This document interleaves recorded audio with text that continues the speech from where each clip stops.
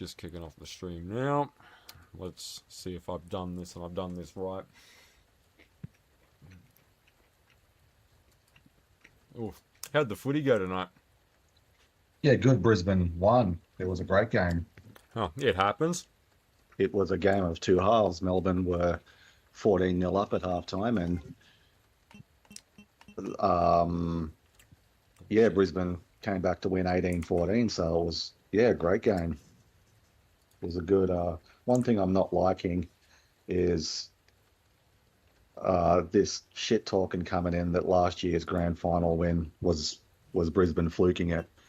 So I'm really annoyed at this shit talk. Wasn't it a sound defeat though? Well, yeah, or was it really as razor sharp as what they make it sound to be? Well, we were a little bit inconsistent to start the season, but with about 10 or 12 rounds to go, Brisbane really sort of lifted their game and pretty much won 7 straight to win the premiership and beat Melbourne. So this was the grand final rematch, the follow up, and yeah, I'm glad they won. Hopefully that'll just quiet the noise around that sort of shit. At least for a week or so. Look, Melbourne Storm fans be Melbourne Storm fans, mate. Yeah, we're starting to get the wood over them now. That's 3 in a row. We've got them. So, but it was so great to get the win because I just love beating Melbourne. Who doesn't? Yeah. Storms. Yeah, I really I didn't realize it was against them. All I knew was that Brisbane was on tonight. I didn't realize it was against the Melbourne Storms. Yeah, I had a blast. It was good, and I thought they may have given up. They've lost their last couple of games, and I thought, it was 8-0 at the break, but Melbourne scored right on halftime to make it 14-0. Fluked it. And I thought maybe they'd sort of throw the towel in, but no, they hung on and got the win. So that'll hopefully shut people up for at least a week. Bribe the refs. Yeah. Yeah. What about the refs don't guess? They've got very good information. Yeah. Yeah, I was thinking about him while tidying up. I think because Melbourne just are so dominant against Brisbane like for years, and I think it's, Father Time's undefeated. This Melbourne team don't have the chip on their shoulder that Smith, Slater, and Cronk did. So their heart's not really in it. Well, those guys always had a beef with Brisbane for being overlooked by the Broncos and Bellamy. It's hard to maintain the rage when you're a grandfather. Yeah, and the other thing about that is, I suppose it really flares up when a lot of the Brisbane and Storms end up playing together for Queensland around State of Origin time. Yeah. Yeah, that's right. Yeah, well,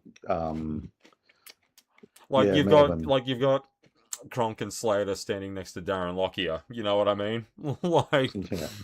So yeah. But for three nights of the year, it's Cronky boy. Yeah, that's right. Yeah. Fucking brilliant. So yeah, fresh as fuck. Waking up tomorrow. Yeah, what? Just do the Frodo meme. Yeah. Listening to all the backlash. Yeah, that's right. Oh well, look, you can't win them all, can you? Yeah. That just seems to get lost in translation sometimes. I'm not entirely sure why. Yeah, very much so. But yeah, I love beating them. It hardly ever happens. So to get the wood over them in the last few games, particularly in a big game, is really great. I'm really going to enjoy this weekend. Waking up fresh. Fuck! Oh no, we're good. You gotta have something to smile about, mate. Whoa, shit! What the fuck is going on? Oh god, no, I heard it in the fucking background. I'm still learning the ins and outs of this shit, man. I'm still playing old school rules. But I think we're playing prison rules. It's a fucking liquor. I knew the cunt was coming sooner or later.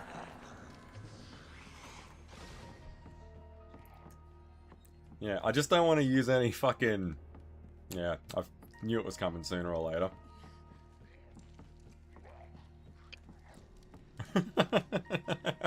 You remember? Just do the Captain Miller from Event Horizon. Oh god, fuck me! When that floating body comes up behind him. Yeah. Alright, so... Give me that. I just don't want to start wasting all these grenade rounds on fucking liquors, because I'm gonna need them.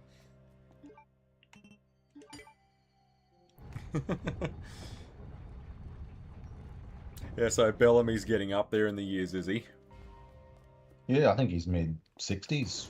Or it could be closer to 70, yeah. He's been, coaching a long time, since 2003. Good. Get out of this hellhole. He was an assistant coach at Brisbane before then, and yeah, he's been at the Storm a long time. Marvin, It's, come on. Let's get you out of here. Let's go. well, they have met before many years ago in the 2006 grand final, and Brisbane edged them out that night. That was a very tough game, and Brisbane hung on.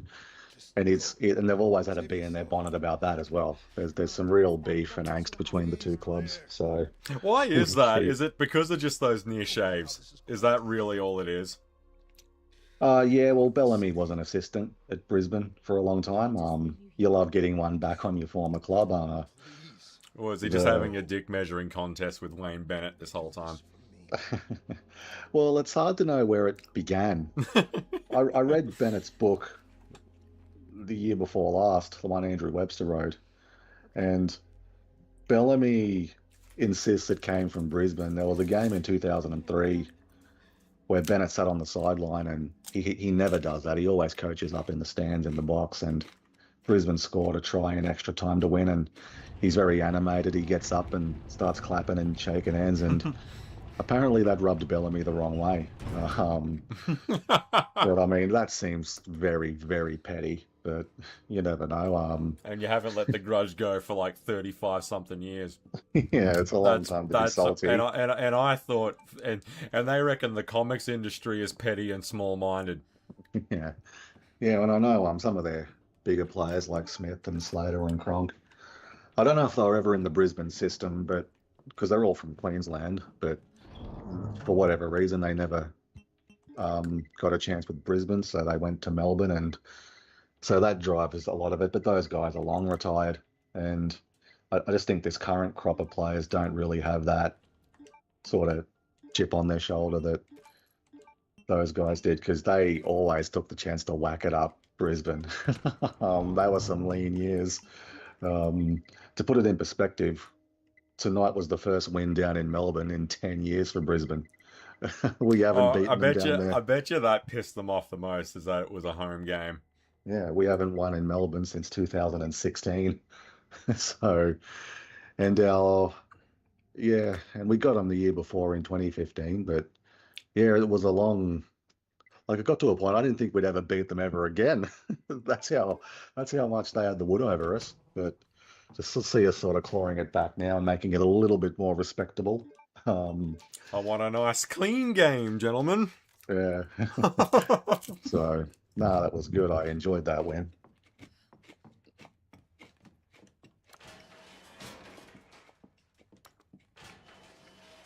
All right, now I need to ask the question. Now, Wayne Bennett clapping up in the commentary box. Was it a real modest sort of clap, or was it the full-on fucking Laurie Daly? No, he got up and just sort of shouted and shook a few hands with some players on the bench. I remember that game because he never did that. Like, I've never seen Bennett, probably either before or since, coach.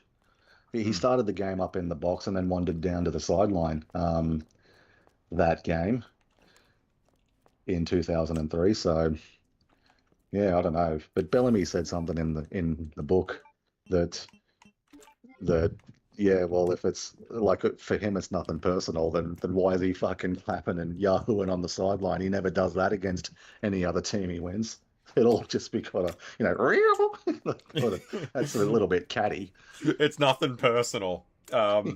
It's like I didn't really want to go into this, but Yeah. and 45 minutes later, Yeah. Yeah, they speak uninterrupted for 40 minutes. yeah, like now not to shit on the refs, but like just like the next 45 minutes is literally just that was a shit call. Yeah, hey Metin, how you going, champ?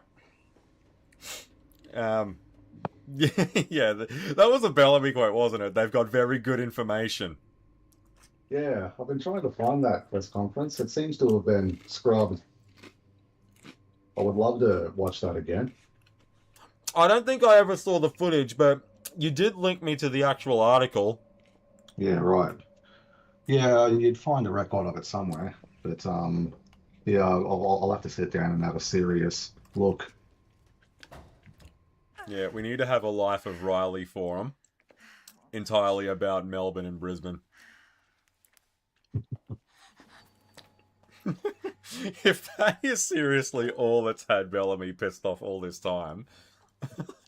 Well, a lot of these long-standing rivalries usually are over dumb shit like that. Like, it's getting to the point. See, I was going to ask you this question. Like, do you think the problem that the NRL has at the moment, right, is that you've got viewers that are almost like double the age of all of their fresh new players that don't know all of the baggage that comes with the team or the club that they're in? Yeah, that's a good point. Yeah, it's a funny thing that happens when you have the realization that you are now older than, and you'll always be older than the current crop. It's a funny thing because, yeah, you watch it and follow it as a kid and as a teenager, and the players are all older. And, yeah, now you're in the position that they're all younger. So, yeah, I had that epiphany sort of 10, 15 years ago. You're sort of aging beyond it. But I think it's so much more accessible now because the ratings are really good, and it's so easy now just to sort of follow what you want. Like back in the day as a kid, you'd only get the 2 games on free-to-air television, and then pay television came, and suddenly all 7 or 8 games were broadcast on the weekend, and Yeah. now you can stream it or just watch little bite-sized packages of it. It's so much more accessible now for people, and that's probably the key to its popularity. And guys like Reece Walsh, who I don't really do the social media thing, but he's got over 750,000 followers on his Instagram. Whoa, fuck you! So he's, Ooh. yeah, I don't think there's a player like him. Just his brand and his sort of, charisma and that. So he brings in a lot of people that probably wouldn't be interested in football with his sort of antics on social media.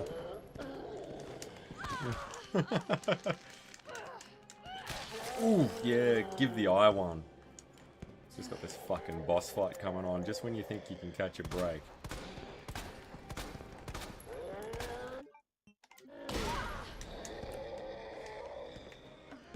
Alright, give me the China Lake. We're going full on Arnold now.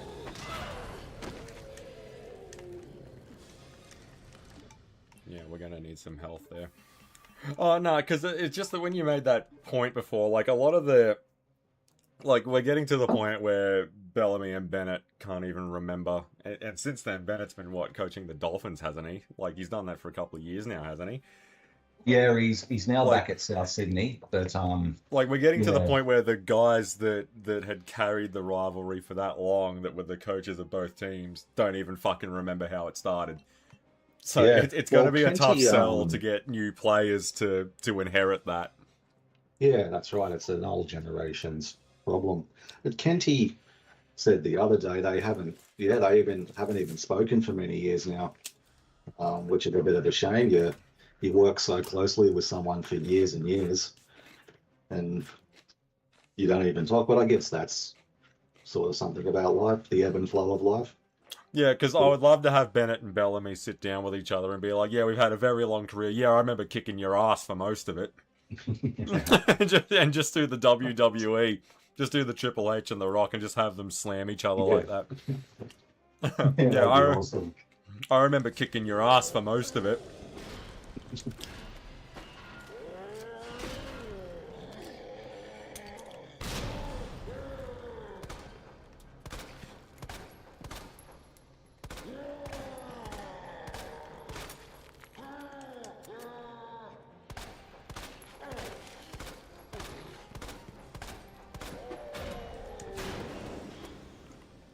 I think we're gonna need something with just a little bit more junk in the trunk. Which, by the way, the China Lake is a fucking awesome weapon. Oh, fuck, I missed him.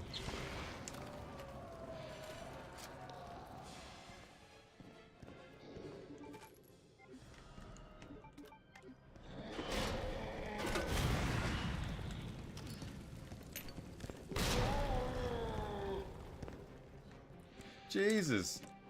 How much more of a thrashing can he take? Oh, come on. You're just taking the piss now. Come on.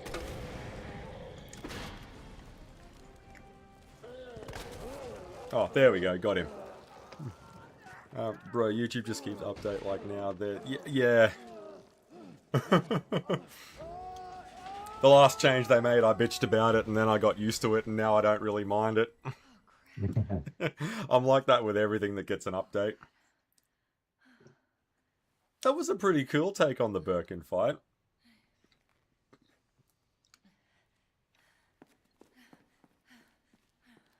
Has there been another rivalry between two clubs quite the way there has been with the Storms and Broncos? Little girl, Yeah, very much so, but for different reasons. safe now. Manly and Melbourne, It's over. from that big brawl about 15 years ago, the Battle of Brookvale. Let's get it on. Sure? Yeah. So that it mainly stems from Everything's fine. the 2007 grand final. That ladder for me. Melbourne and Manly played the 2007 grand final, and it was a tight game until early in the second half Mom is down when Michael Crocker for Melbourne there. So, put on a big hit. hope so. Probably you'd probably get suspended for life now if you did it. But back in those days, they were a bit more lax on that. It was a bit of a savage hit on the Manly fullback, Brett Stewart. And he was ruled out for the game, and Melbourne just sort of ran away with it. So that became a bit of a sore point for Manly going forward. And there was always a bit of spite in their games for the next couple of years, and they met again. It was a back-to-back grand final in 2008, and Manly were outstanding. They won 40-0, so they avenged their loss the year before, and Melbourne were sort of out of juice by that point. And yeah, that just sort of bubbled along and trickled along for several years, that rivalry. You tend to form rivalries with teams you meet in grand finals, although sometimes it doesn't work. Brisbane and Canterbury faced off in a grand final in the late 90s, and that never really led to anything. But yeah, that was a really spiteful one that year, or those couple of years, Melbourne and Manly. Yeah, And they were always the Eagle Rock. Yeah, they were always. You always felt something was gonna happen in those games, and yeah, it all lots of niggle and spite and cheap shots and dirty shots, and yeah, it all just erupted that night when all the players sort of rushed in just to sort of get it out of their system.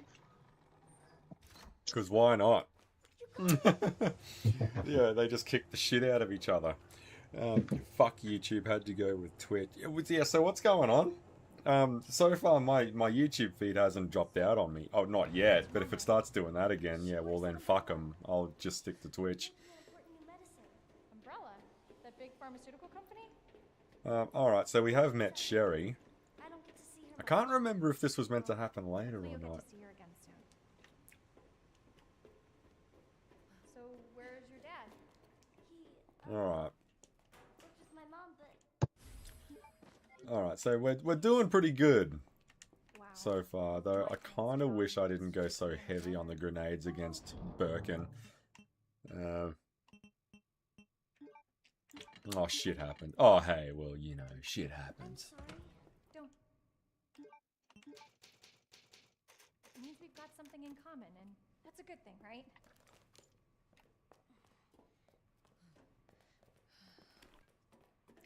It's good, not to me. It's just like it stops and goes again like that circle if the connection is not good. Yeah, alright. I'll keep an eye on it. It's not throwing any errors for me, at least not yet.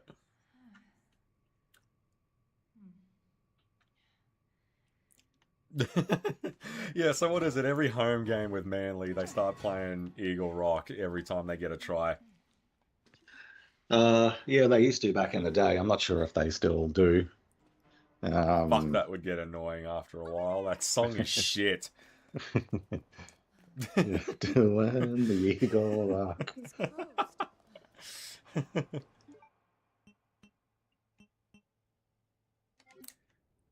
But every club has that sort of that fucking annoying panther. Whenever they score, Oh, that the gets mountain cougar. yeah, Raw. that gets annoying really fucking quick. That's got to be Penrith right there. Yeah, because they normally put the cleanest to us, so you hear it all the time. I've been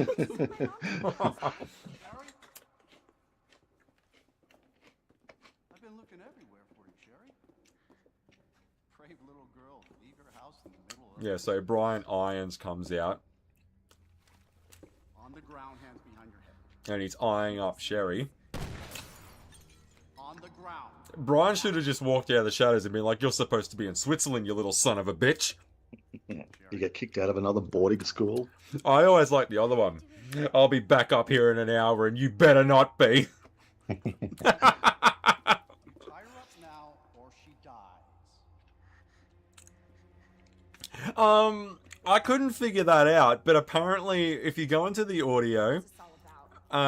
Child in danger. go into settings and go into the audio, you can actually flick it back to use the old PlayStation sounds and sound effects and all of that. So I was like, oh, that's fucking awesome. So I just left it on. So the Resident Evil 2 remake, it can have all the sound effects and all the soundtrack and all of that from the old PlayStation 1 game. Fucking awesome. More games need to do that. Yeah, I've heard of a couple that still. What's your fucking name? Claire! Sherry? Oh, you there, mate? You dropped out. Now, or say Hang on, what have I done?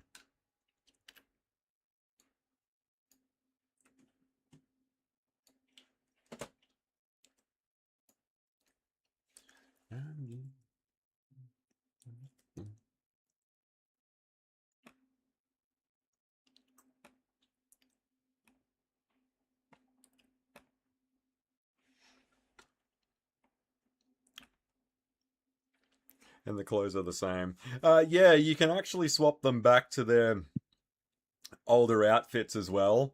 But I actually quite like their redesigns, although Leon's new one's a bit hit and miss. Hey, mate, you there? You dropped out for a second. Yeah, I'm back now. You Yeah. made a mention that a few other games were doing that.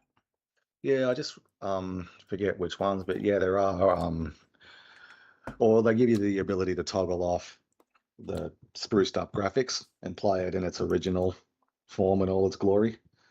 You can play it in HD or they give you the option to revert back to the original graphics. Yeah, the Master Chief Collection's really good at that. Yeah. I actually don't mind some of the redesigns.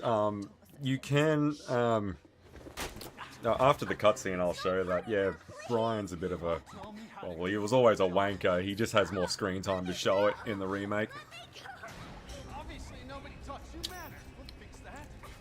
Come on, Cohagen, you got what you wanted. Give this people ear.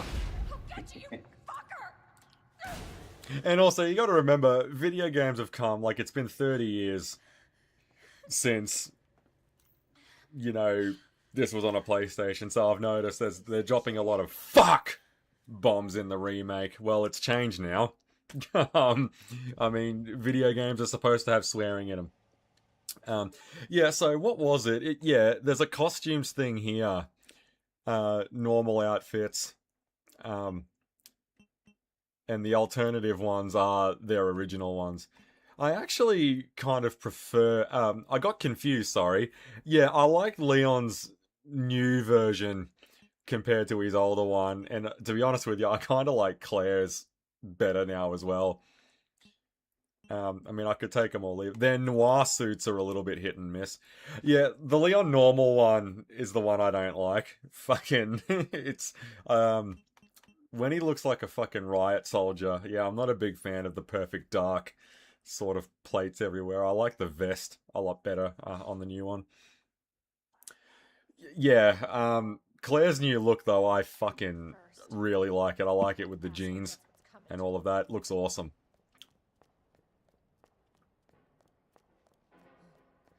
Oh, but you know, they're turning her down. Like, what was it that they were angry about? I remember when they covered up Chun-Li's legs in Street Fighter 5, I think it was, and everyone did their tit about that. Or it might have been Street Fighter 6. And then they're like, oh, they're censoring it, they're walking it back, they're desexualizing the character. I'm like, you dickheads are aware that she's had that design in Street Fighter Alpha. She wore pants in Alpha. It's literally the same fucking outfit. They're reusing it. Like, what are you angry about? It's the internet. Everyone's angry about something. Yeah, I'm like, of all the things to do your nut about, it's the fact that she's wearing pants. Alright. And fucking, if that's your only problem in life at the moment, you've got it pretty easy, I think. Fuck, man, I wish I was leading a life where that was the only thing that was pissing me off. You know, so yeah, the fact that Claire's wearing... I love Claire's new look with the boots and all of that. It's awesome. Fucking, you know, oh no, but they're desexualizing... What the fuck does that mean? Yeah. I think what's going on here is the guys that bitch about shit like that just, mate, they need to just go and lay some pipe. Mate, never underestimate what that does for self-esteem. Alright, I want to carry some herbs on me because I got fucked going down there.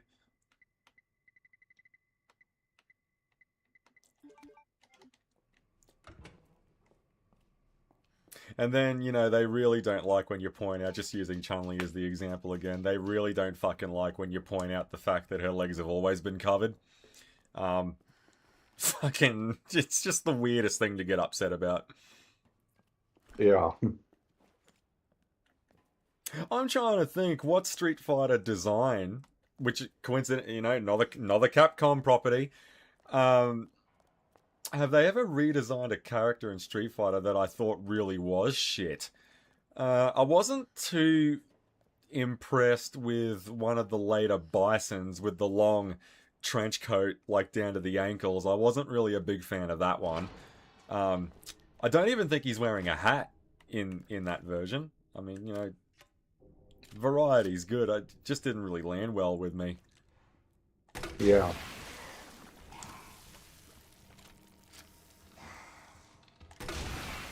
I am not doing this crap again.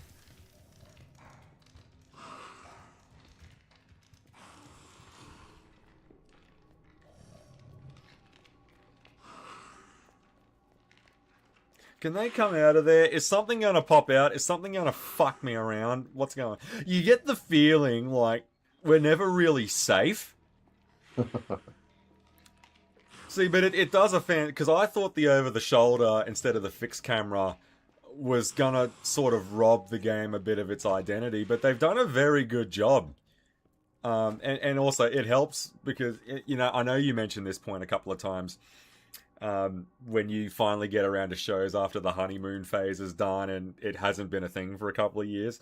Like, this remake came out in 2019, so there's been like 7 years between drinks.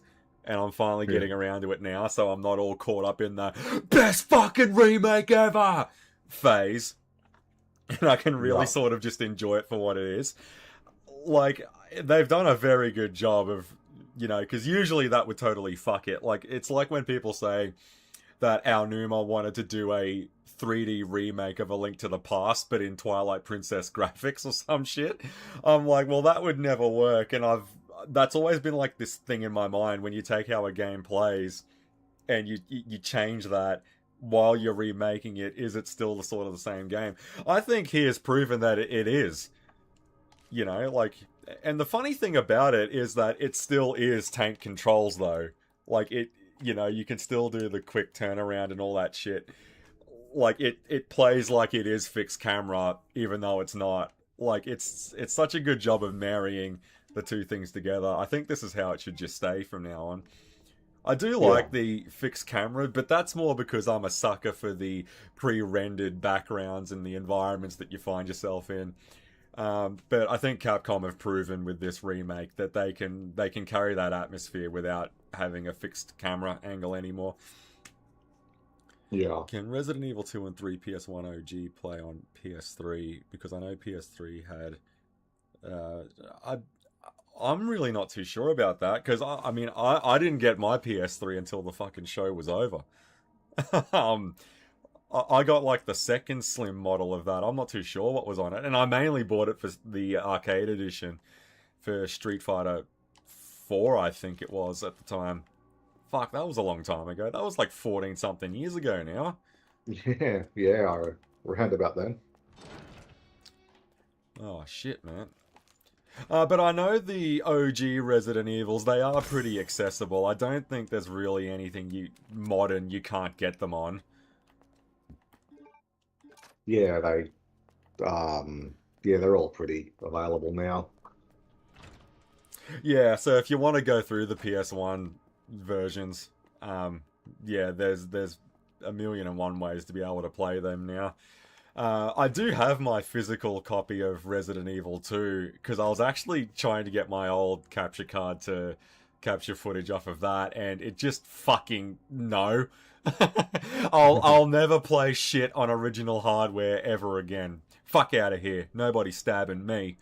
Yeah, why only half gay?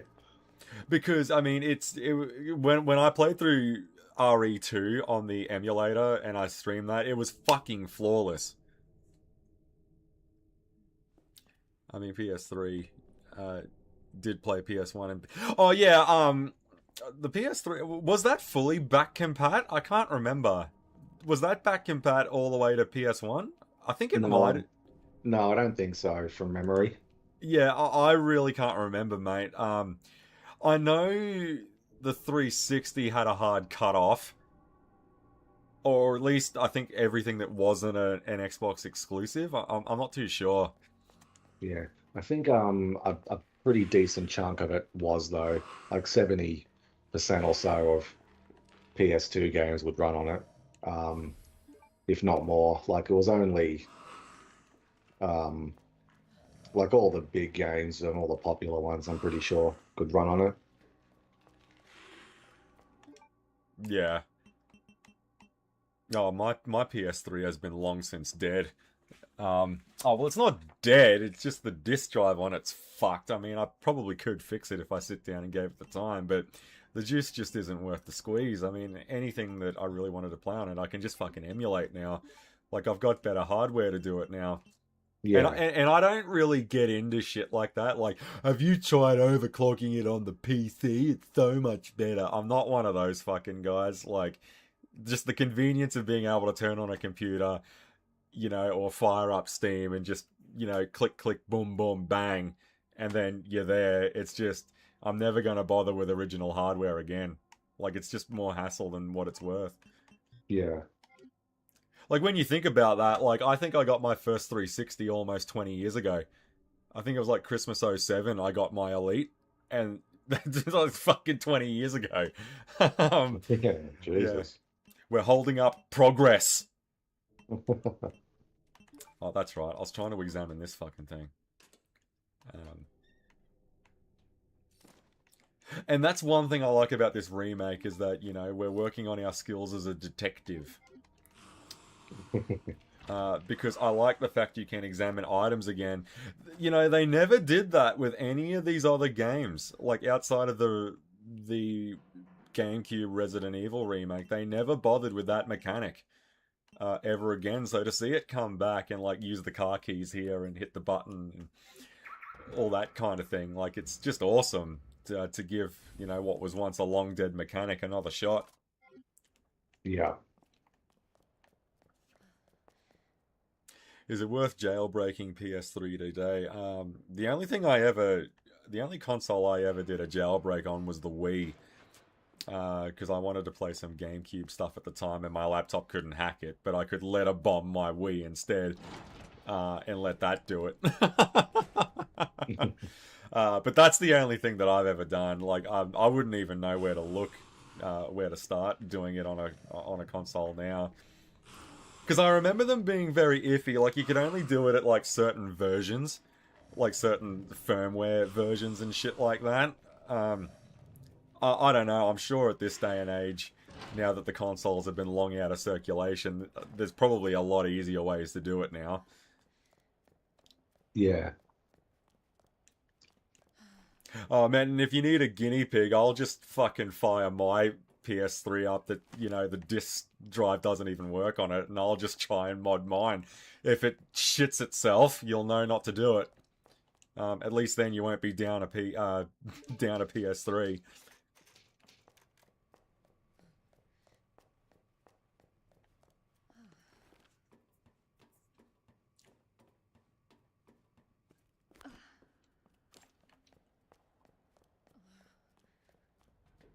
And that was the other reason why I wanted it as well, is because, like, what was the cheapest Blu-ray on the market right now that was, like, the most value for your money? And the long answer was a slim PS3.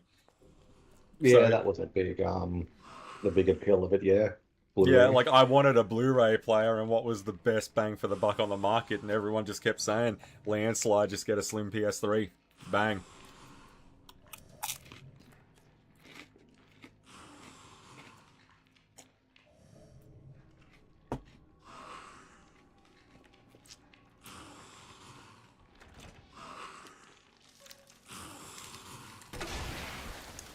Get a bit of that in ya.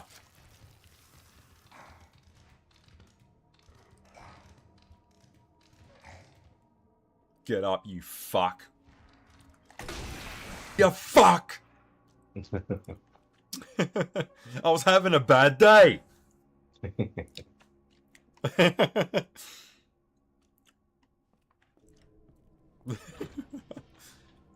Alright, there's one more of these shit heels in here. I've got no idea where the fuck he's hiding. Now, apparently you can sneak past these guys. I've got no idea how fucking true that is. I'm just going to shoot him in the head with a flame round. Look, I was over by the magazines. I could see him, and he mouthed the words, "Help us." Yeah. Yeah, whoa, whoa, whoa, what the fuck was that about?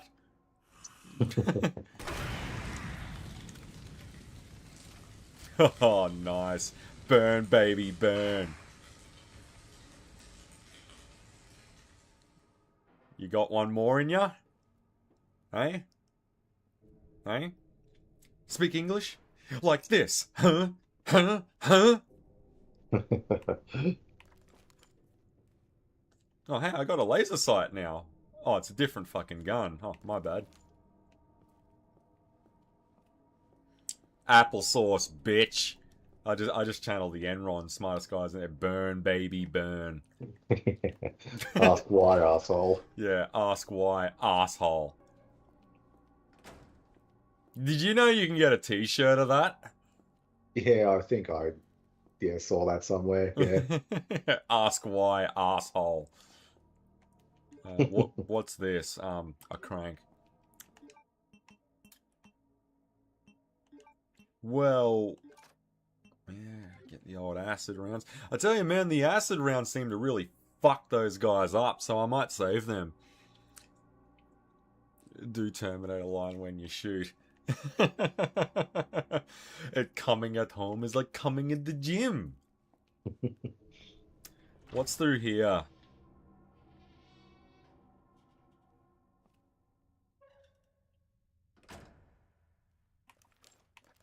Look, why don't I just go in there, shoot him in the back of the fucking head? Well, you're best. Better get a hell of a lot fucking better, or you're gonna feel a hell of a lot fucking worse. Okay, we're in a morgue. and we're playing Resident Evil, so let me just throw this out there, right? We are about to get fucked by all of these dead bodies reanimating while we're in here.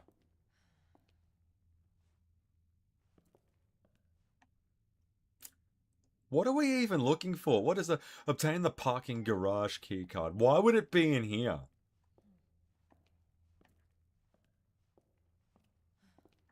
Let me check that map. Let me have a look at that map right quick. Oh, wait a minute, but there might be a crank in here, though.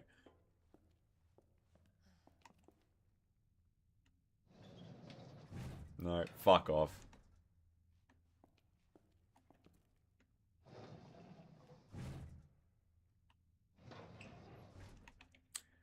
Now, you level with me, Ted. Did you knock this skirt up? Jesus. Yeah, Healy, it's cute. I mean, I don't buy it, but it's cute.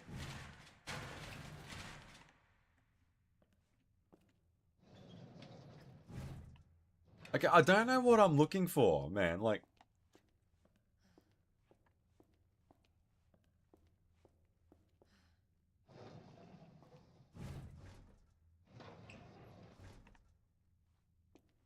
or do we pull these things all the way out and check the bodies if there's something on them?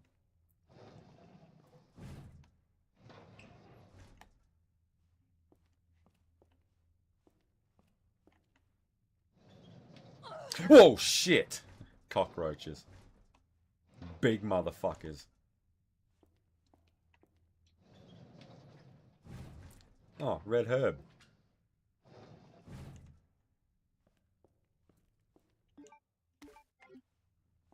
Well, that's a very good query, Mary. Well done. Oh, there's a document there. Autopsy record. Name of the deceased. Justin Hansen, male, Caucasian, 39 years. It reminds me of that moment in Hunt for the Wilder People. It says here that you're Caucasian. Well, they got that wrong because you're obviously white. Yeah. I love that, man. Yeah, look, man, we get cockies down here, but they're not that fucking big. And did you ever get big on the horror games? Like, pretty sure we had a chat about this the other week. There's a couple that I want to go through again. Like, do you remember those Fear games? Yeah, I played one of them back in the day. Yeah, it didn't really grab me, but I probably need to give it more of a chance. Yeah, I mean, I was 18 years old when I played through Fear 3, I think it was. Yeah, okay. I wouldn't mind. Yeah, Alma, that weird ghost, phantom, demon girl, whatever the hell she is. Mm. Yeah, well, that came out in the era of The Ring and The Grudge. You had to have a freaky looking little girl in everything. Mm. Yeah, my wife drowned in a well. I thought a simple timeout would have been sufficient. Found dead body in jail cell, bed by staff. Hands are still clenched tight due to rigor mortis, which should be coming to an end. It's highly likely that he died after lights out. Deceased was a known kleptomaniac, incarcerated multiple times, including he would steal even while in jail. Though that was... Okay, alright, so... wherever this idiot is, he's got the card key, hasn't he?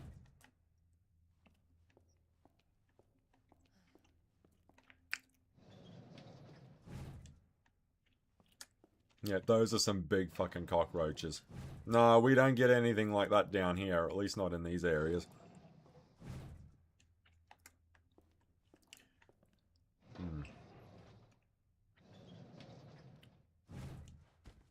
Is this the klepto? He's got a flashbang on him.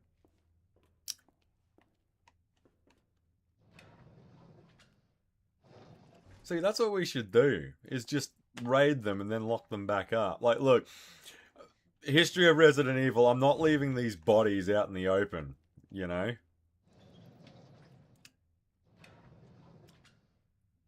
Well, I don't think it's going to be this broad because the autopsy was for a bloke.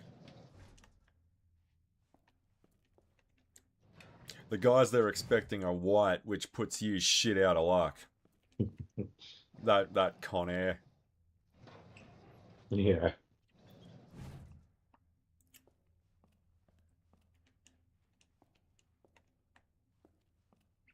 What the hell is going on? Has he got something or not? Oh. Whoa, shit!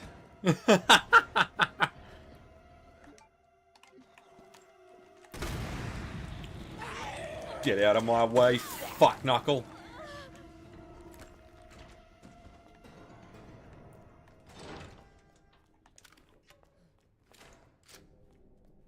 Could be another liquor in here.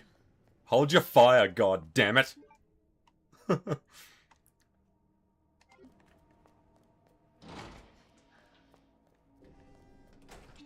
Okay, so where's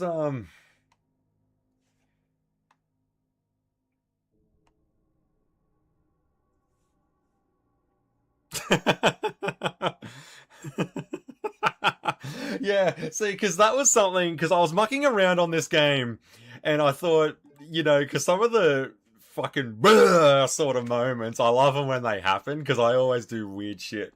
So I'm like, I might need to save those for an actual stream. Which is why I didn't want to play this thing not in front of a camera. And, you know, that's why I was quoting Shaun of the Dead before we kicked off, because I'm sitting there thinking, I really need to watch that movie again before I sit down and do the Resident Evil 3 remake playthrough and all that sort of shit. God, he's got an arm off! Oh, fucking hell! I see you, motherfucker!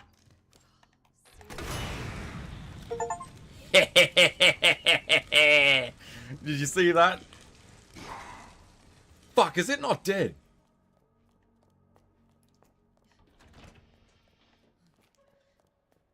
Anybody else have any stupid comments? There you go.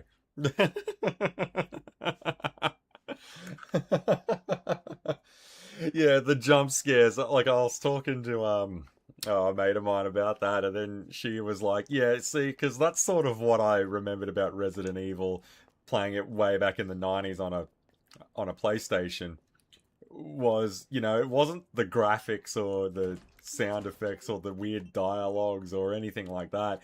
It was just they had very well-timed bits of scares, you know? And that's what you come to sort of remember about them. Yeah. Now, I'm guessing this stock turns that grenade launcher into an actual China light. Yeah, it does. Look at that. Oof. Now we can rock it like a fucking T-800.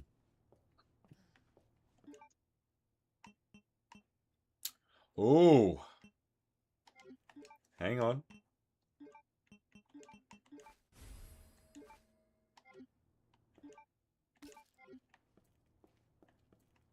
Oh, and that was the other thing I was meant to make a mention of. The fact that you can use the flash grenades and the knives in this, as defense items like what you could in the GameCube Resident Evil. I've been so waiting for that to come back as a feature for so fucking long. Like, the ninja kicks that Leon does, and the melees, and all that sort of stuff, it's just not the same. What the hell did that do?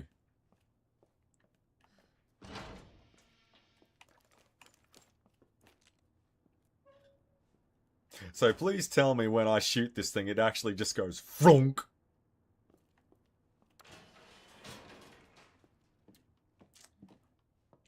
Alright, elevator going up. I'm pretty sure I'm remembering that right. Arnold uses a China Lake in T2, doesn't he? That's a China Lake, isn't it?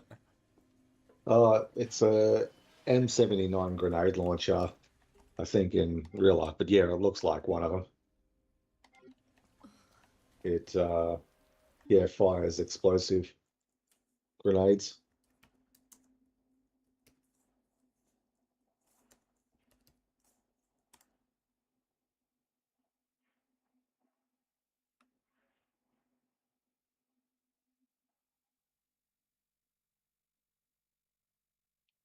Point is, whatever you point it at and pull the trigger on, it's never going to bother you again, is what I gather. Oh, so we're outside again. We must be about due to run into Leon again soon. We haven't seen him in quite a while.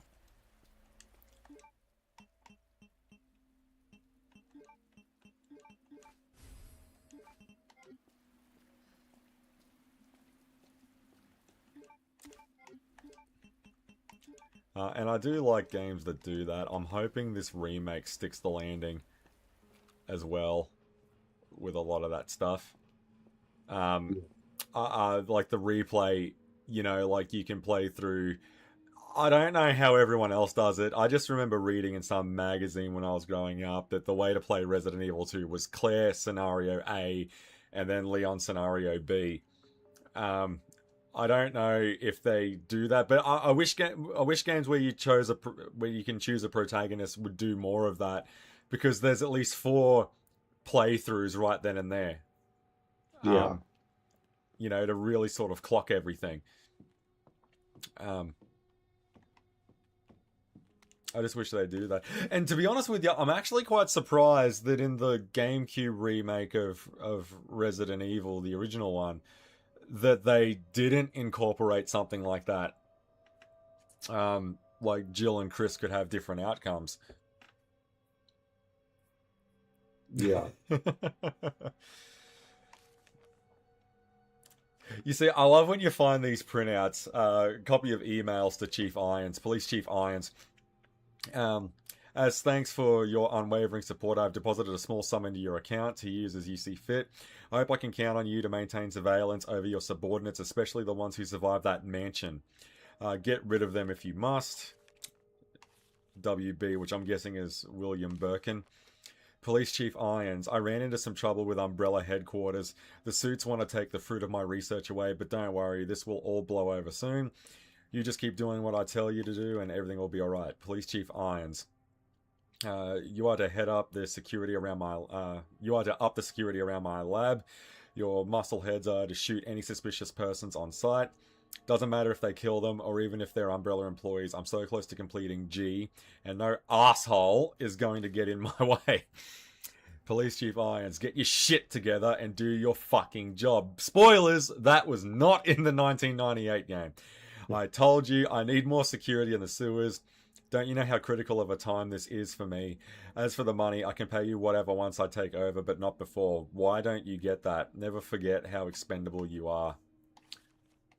And I love finding a printout like that, because then I can just channel a bit of Arnold, like from Predator. Isn't this what you're looking for? Yeah. Yeah, you set us up! It's all bullshit! All of it. Oh, that's interesting. So Chief Irons' office with all the taxidermy, and that's what it's called, right? When you stuff an animal. Yes. They've turned it into a save room. There's an item box and a typewriter in here. I wasn't expecting that. Taxidermy log. White-tailed deer, male, approximately 6 years old, place of capture, the Uckley Mountains, blah blah. Pleased with how it turned out, but I'm getting tired of working on these puny things. Maybe time to move on to more challenging animals. Spoilers! Pretty sure he starts doing it to humans. Siberian tiger, male, approximately 4 years old. Place of capture, blah blah blah blah. I nearly came when I sliced its yellow belly open and its warm guts spilled out. I still smell of wild beast. This is the life. Pig, female, 22 years old. Place of capture, Raccoon City. The specimen's body is soft, sweet, and white all over, and it's all mine forever. 5'3", 110 pounds. That's a fucking human. We're not about to see that in here, are we? Yes, we are. It's Capcom. They're sick. Now, I found a lot of these submachine gun bullets, but I've got no submachine gun. At least not yet. Yeah, some of these items can take a hike. We won't need them. And I might get rid of the samurai edge.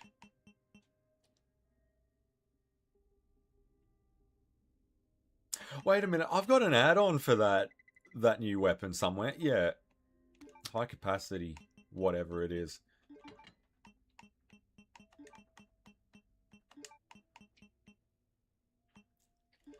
And did I have a regular gunpowder that I could...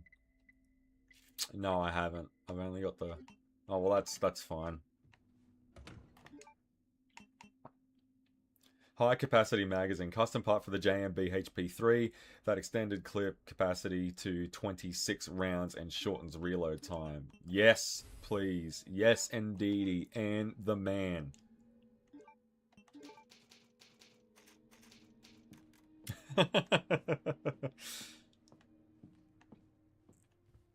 I'll just do the I'll just do the Antonio Banderas in a minute. Oh, you sick little bitch. Like, what else is in here worth looking at?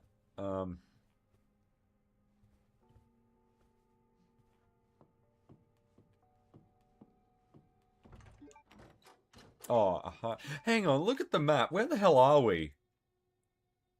Alright, that line there was where the helicopter crashed.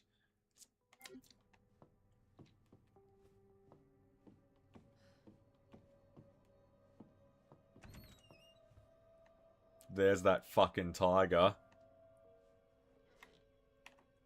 No, I remember... God, I'm having flashes of the original. No, something corners us in there, and I can't fucking remember what it is. It's not... It's Mr. X in the B scenario, but we're not playing the B scenario. Something else happens here, and I can't for the life of me remember what the hell it is. So, give me the grenade rounds. We're gonna need them.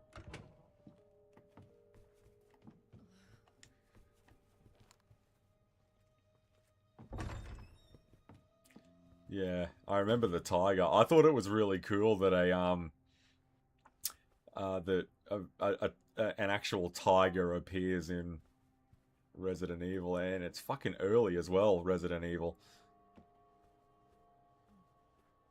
Because it rocked up in RE2.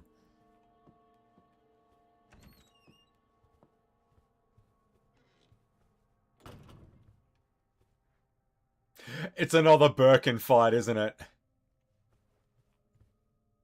Is it? Shit, I think it is. High grade gunpowder. What happens when you mix two high grades together? What do you get? I can't remember. Submachine gun, but I've got no submachine gun. Where the fuck is the...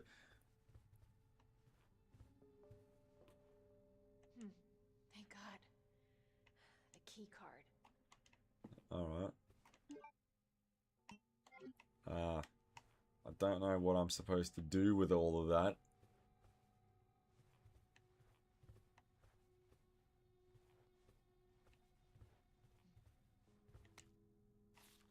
Repair shop letter.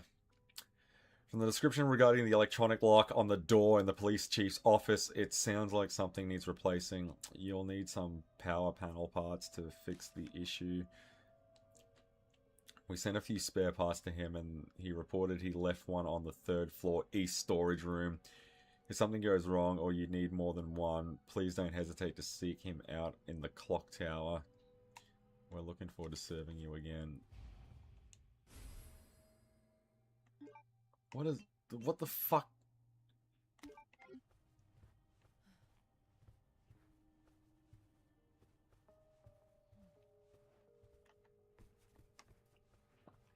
Like, look, friends can listen to Endless Love in the Dark. Yeah. Do you remember the guy who was like cleaning the ice? My love, my love. Yeah. Like the guy from Nothing to Lose. Yeah, did you know that was the bloke that actually directed that? Yeah, I think I read that somewhere.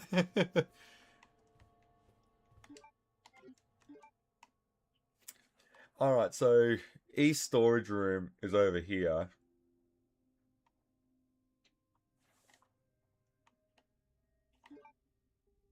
Hang on, but we've got the diamond key now, don't we? So, God, there's got to be something we can fucking open up with that.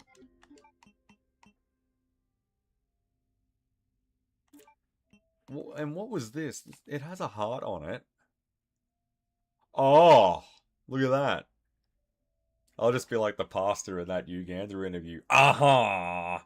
So did you ever find out if that was a skit or not? Yeah, it's still hard to tell trawling through the comments. And it's not 50-50, 70, I'd say about 70% or so swear it's for real, but other people are chiming in who have spent time in that part of the world and go, they either say it was a skit or television rules and what you can say and how you can carry on are a bit more relaxed over there. So that's how you got the scenes you did. But yeah, it's still up for grabs. That to me it strikes me as yeah, I agree with that comment. The guy is hilarious. He's not even trying to be funny. He's Yeah, got what was timing the... that, Yeah, you know, people would professional kill for comedians. comedic timing like that or something. I think I know the quote you're talking about. Yeah, I'm a woman transitioning to a man or whatever he said. And then there's that beat. So which one of you was gay? Oh my God.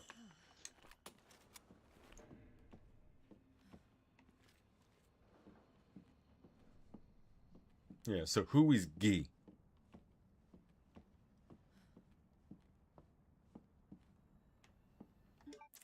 Okay, so the memo said third floor, or at least that's what they'll think. East storage room. Alright, so we're directly underneath it.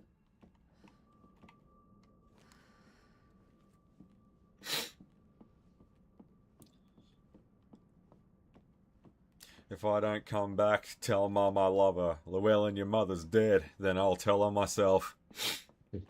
If I see Bobby, I'm going to tell him I love him. Yeah. Alright, next time I see Bobby, I'll tell him I love him. I'm really looking forward to that new scary movie, man. Straight up, I think that is going to be a pisser. Yeah, it'll be interesting to see how it's received. It's crazy that fucking Bobby is actually back in it, you know? Oh, John Abrahams, like, I mean, outside of being Danny in Meet the Parents, pretty much never appeared in anything again. So it's awesome that he's rocking up again in this new scary movie because I thought he was a fucking funny bastard. yeah, none of them strike me as having much on. So Yeah, I mean, well, it's also, I mean, like, even Anna Faris, you know, like, fucking hell. yeah, the woman who plays Brenda.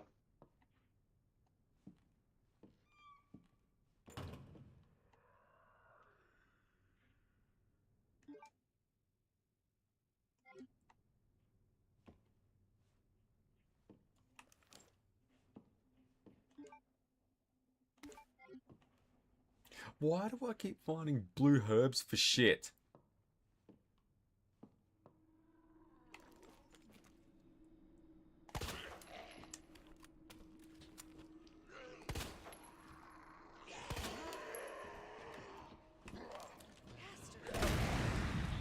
Oof, anybody else have stupid comments?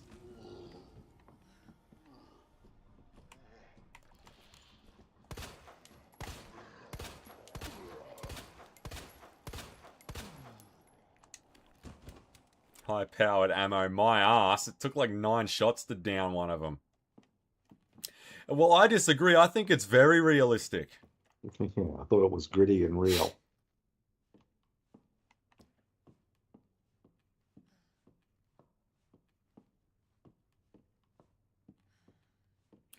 You know, every time I get into one of these areas, right, where my heart starts ticking a few beats faster and all that good shit, I immediately think of Sam Jackson from Pulp Fiction.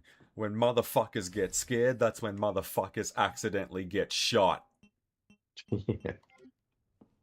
Alright.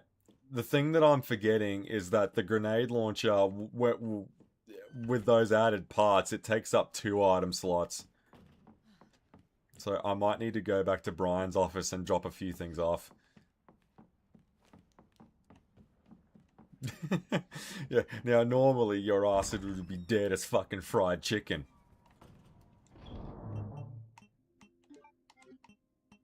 Do you think that's a movie that holds up the way people say that it does? Which one's that? Pulp Fiction. Uh, well, like everything that's that old. Some parts have aged well, some haven't. Yeah, well, that's a fair way The of the looking at way it, I guess. the way it is put together, yeah, absolutely, still holds up. It was just such a very stylish, interesting way to tell a story, and the way the timelines overlap and converge. And Tarantino's got a lot of mileage over the years out of that approach. And back then, Sam Jackson and like all his posse, like the Michael Madsens and all that sort of stuff, but you know, really fresh as well. But I was watching The Hateful Eight about a year or so ago, and I think his shtick was getting a little bit old then. I really Tarantino. enjoyed, yeah, I really enjoyed Inglorious Bastards. I really enjoyed, I actually enjoyed Death Proof. I saw it when it first came out in 2007-ish and didn't think much of it, but I enjoyed it a lot when I watched it a year or so ago. But yeah, The Hateful Eight, because he's got Sam Jackson in that, and he's got Christoph Waltz and Michael Madsen's in it. And about three-quarters of the way through the movie, I just sort of felt it was getting a bit old. But he loves reusing the same actors. A lot of directors do. What year But was to that one me, again, sorry? The Hateful Eight was around 2015 or 16. Yeah, okay. I haven't I know seen, of it. I never saw it though. Yeah. yeah, I haven't got around to Once Upon a Time in Hollywood, but I think I've seen the rest of his ones. But yeah, I think the way it's put together still really holds up. But with the passage of time, I think the sort of cast and the way he recycles his actors, they're losing a little bit of oomph, in my opinion.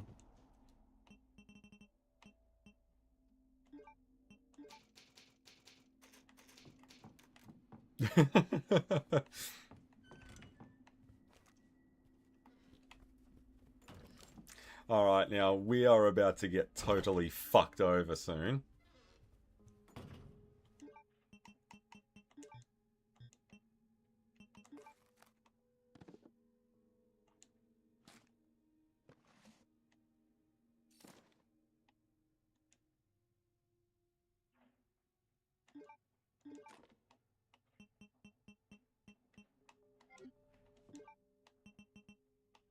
Alright, but what are we supposed to... Okay, so I'm guessing we need another piece as well. Yeah, we do. Alright, I got no fucking idea where that could be. Hang on, didn't it say something about the clock tower?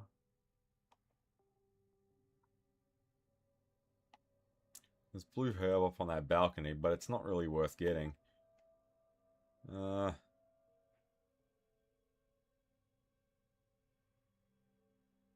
Maybe go down to the roof and come around this side, but I haven't seen the...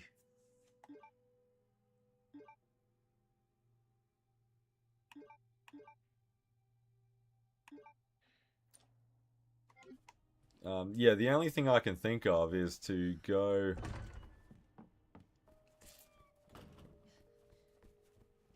I think that there was another stairwell there.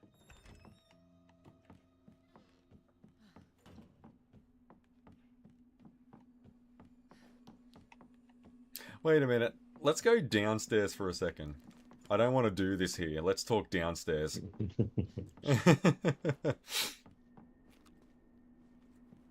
Well, it's a...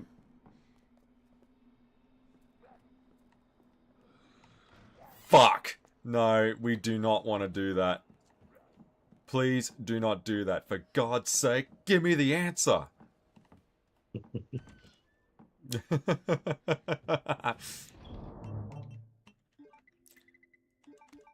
Okay, we got some wooden boards here. Might be time to put them to use.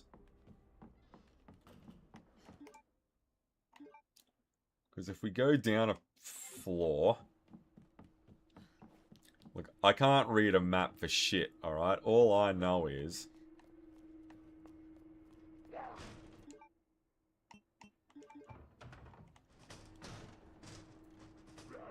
how to board shit up to make things go away. Oh! No, I remember this area. This is the interrogation room and all that shit.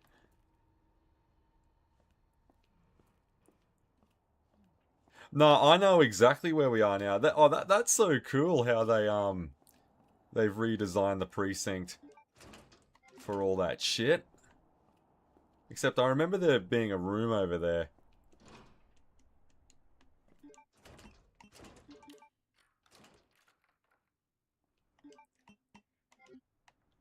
Alright, that's open now. That's all boarded up. Now, this should be...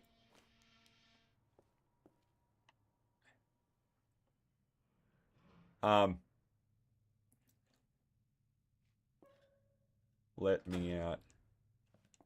Now, okay, alright, look, I'm getting a bit too caught up into this. Spoilers, in the original game, a liquor bursts through the two-way glass. I'm not entirely sure if that's going to happen now. I think something worse is about to fucking come through that.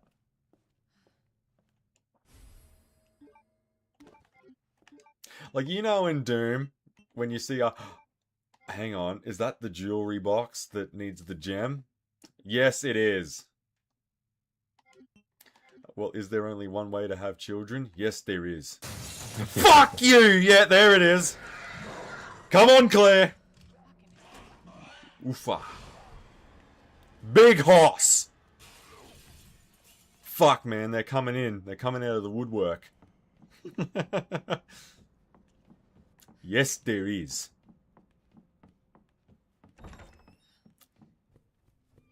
So you've been checking anything else out through the week? Yeah, Revisiting anything? things. Yeah, I've finally, not so much a rewatch, but I've gonna try and finally complete Fringe. I started season 1 late last week. I'm about halfway through season 1. I never watched it from beginning to end back in the day. So, yeah, I've been enjoying that, watching an episode, 1 or 2 episodes a night. I'll try and watch a couple more over the weekend. Think back in the day I watched season 1 and 2 and then sort of got sidetracked and never went back to it. It ran for 5 years and it's meant to be really good towards the later seasons. Yeah, very much in the vein of those sort of mid to late 2000 shows like Lost and Heroes and those sorts of things, X-Files. Still sort of reflecting on finishing 24, the 4th season, because there's the final couple of episodes are incredible, and it would have reverberations for years and years. They're fighting Middle Eastern terrorists, but there's a plot point where the Chinese become involved, and Jack Bauer and Palmer, the president gives him an order they need information from a guy who's seeking refuge in the Chinese consulate. So they make a snap decision and raid it and grab him. And that decision pretty much ruins their lives completely. Fucking hell. That raid would go on to have reverberations for the rest of the show. The Chinese, they're not done. They have long memories. And while Bauer won the day and has seemingly escaped, they come back. There's a real sting in the tail in later years. I think Cheng, and the ramifications for the world, that's Chinese soil. That could be considered an act of war. And if they're caught or captured, they'll be tried under Chinese law by Chinese law enforcement. So, and yeah, by doing that, he incurred the wrath of Chang. So Chang finally entered the picture. He's the head of security for the Chinese consulate. He's probably my favorite villain in the whole series because yeah, does a lot of damage to Jack. It was just such a like a plot point that seemingly was innocuous at the time, but making that snap decision to raid the consulate would have reverberations in seasons 5, 6, well into the future.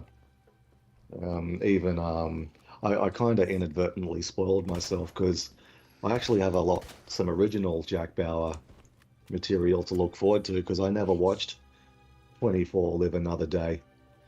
They tried to bring it back around 2014 or 15. Was it like an epilogue season or something? Yeah, I believe he's in London, but I inadvertently spoiled myself. Chang reappears in that as well, which I did not know. I thought, I forget what happens to him because I know he returns in the next couple of seasons. I forget what what became of him, but I was just scrolling through my feed and a clip of Chang showed up tied to 24 Live Another Day. And I thought, shit, I wish, but that's the thing. Our phones are spying on us. They know what you're watching and they put in shit that they think you like. So I wasn't aware that he was returning, but yeah, I still have some stuff to look forward to, but that's a long, long way off.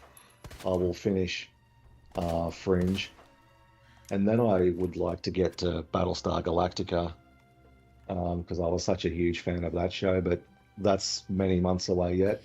I'm gonna stick with Fringe for all 5 seasons, and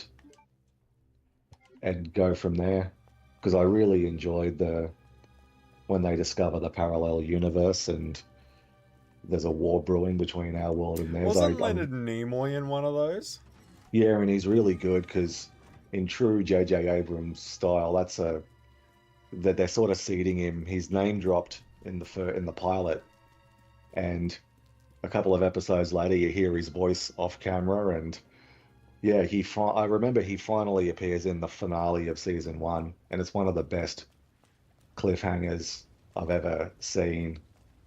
Yeah, he plays William Bell, the founder of Massive Dynamic, this kind of like Ultratech. They're this shadow, sinister corporation that's involved in a lot of human experimentation and genetic experiments and all that. And when Olivia, the female lead, finally meets him, it zooms out and you'll never guess where she is. Then I got really excited for the show and was eager to snap up season 2 and continue on. So there's a few things I remember, but a lot I've forgotten.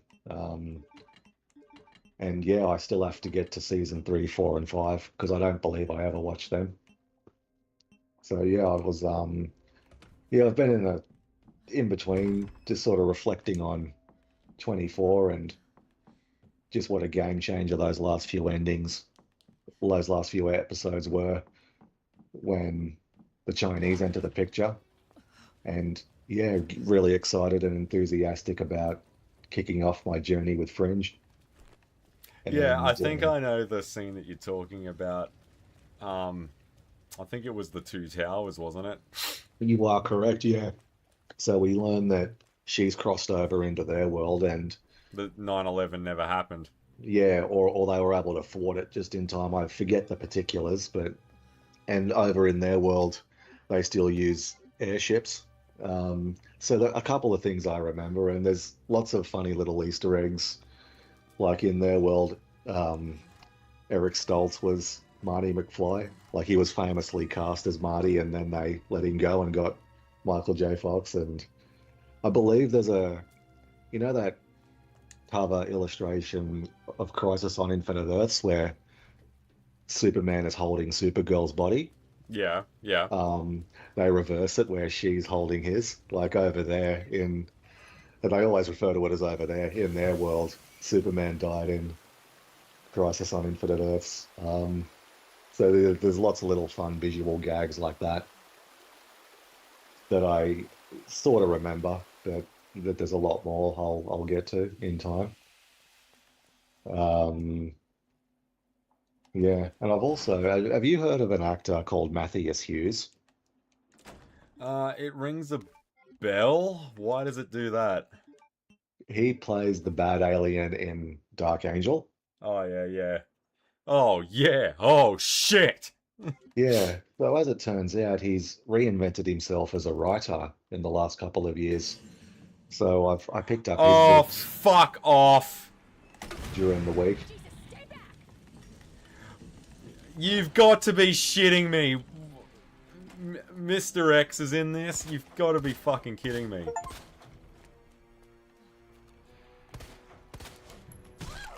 What the... Alright, what's the fucking trick here? I wasn't expecting that. I kind of thought it, but not really.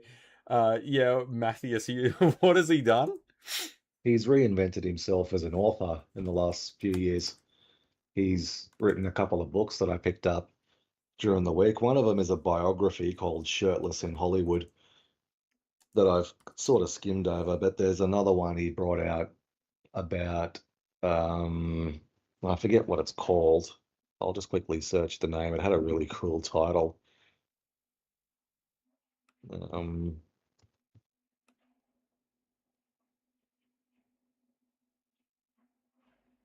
Sort of like Hit Hard, Die Last or something. Yeah, here it is. Hit Hard, Die Last, When Action Was Real. Reveals the brutal reality of 90s action cinema, where actors performed real stunts and endured actual injuries in an era before CGI. So I had a brief skim through that during the last couple of nights, and yeah, he's got a really good, affable kind of style. I was really fascinated by some of his anecdotes. My favorite chapter, he basically sits down and logs into IMDb to, and I had to laugh. There's a movie he barely remembers being in. It reminded me of that funny Stephen King story, Cujo. He doesn't remember writing it. Oh, really? Yeah, it's.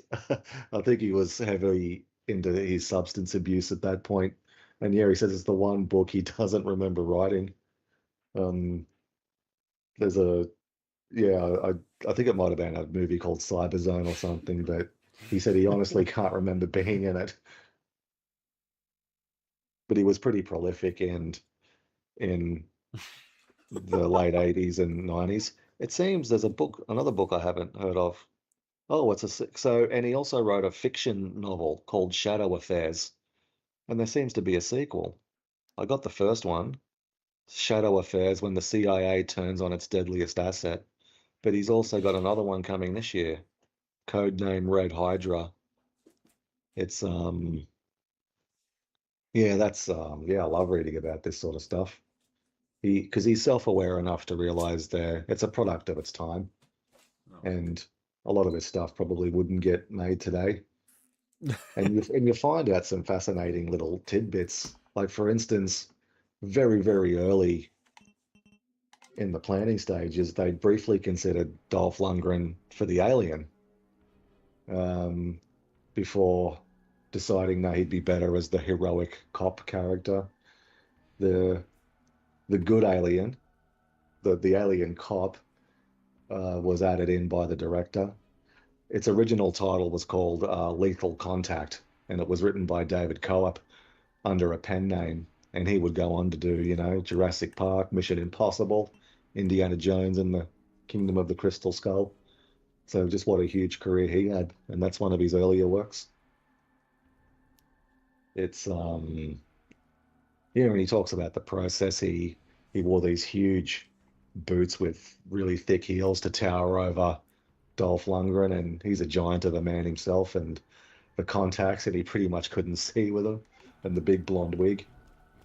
It's Was that yeah. We're talking about the Brian Ben, right? Yeah, and no, he was a good get as well. He added a lot of levity to the Fuck, film, he is on my ass, man. I'm and listening he to ya. was and he was We, really we got a straight-laced. whole ass. Somebody kill me, please. What have you got me into, guys?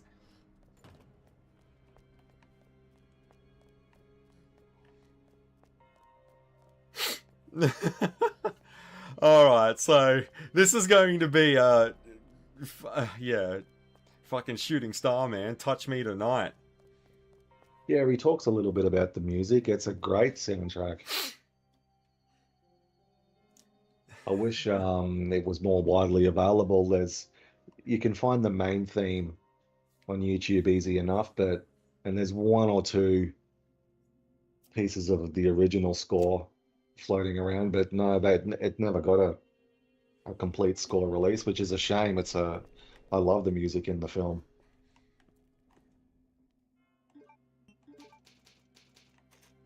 Well, I was thinking of Rio. Yeah.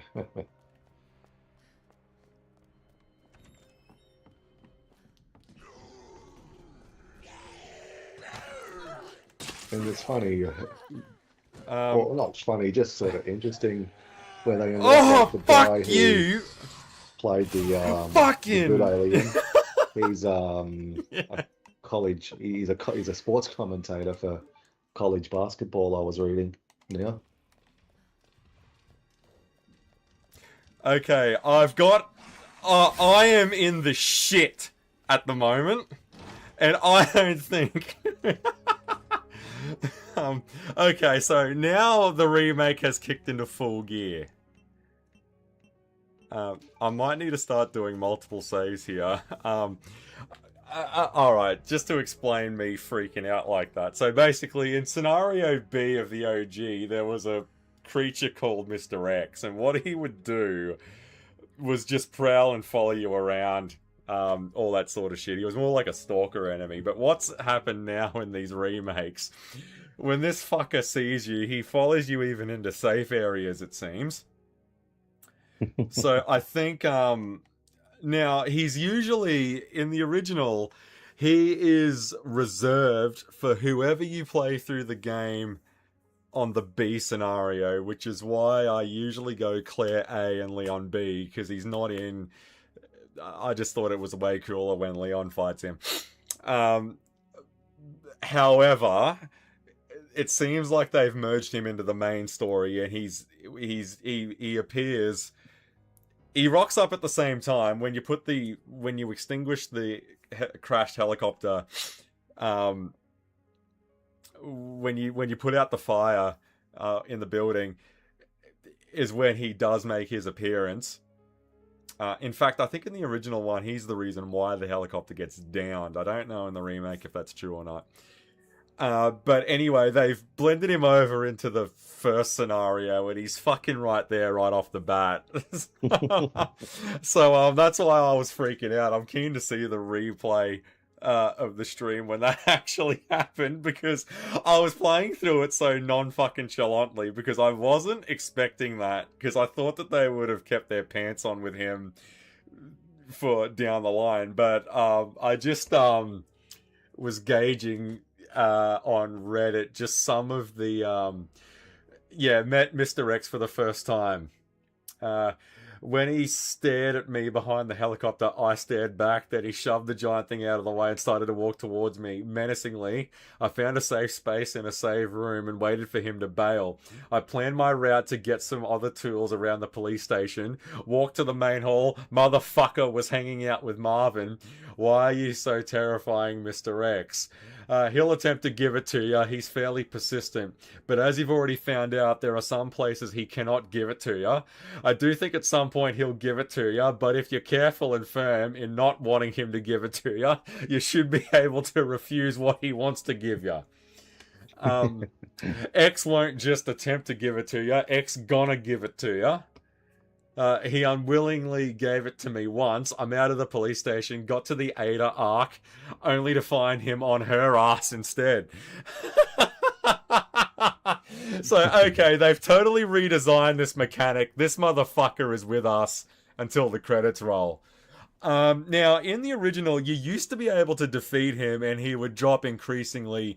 I mean, it takes a fair chunk of your resources to down him, but he would always drop incentives to want to do it.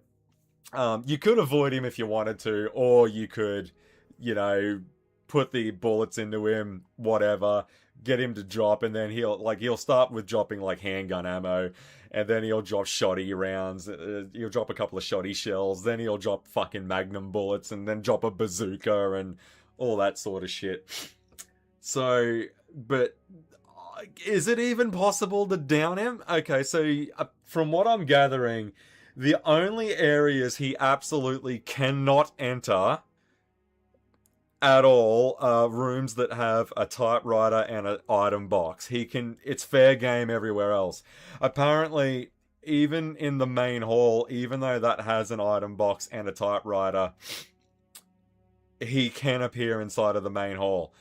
Now, apparently there's another caveat to it. And that is, you need to be very selective with your rounds, because the gunfire that you use on a zombie can attract him. So, fuck me. Like, well, you can't kill him in a straight up fight. He just takes too many rounds. Mr. X is absolutely the best stalker in the Resident Evil series because he can go so many places in the police station, which is already exhaustively labyrinthian and intimidating. The sound design for him around the station kept me grounded in a save room many times, where on my first playthrough I probably added a couple of hours onto my completion time just because I was standing there waiting for him to fuck off somewhere else.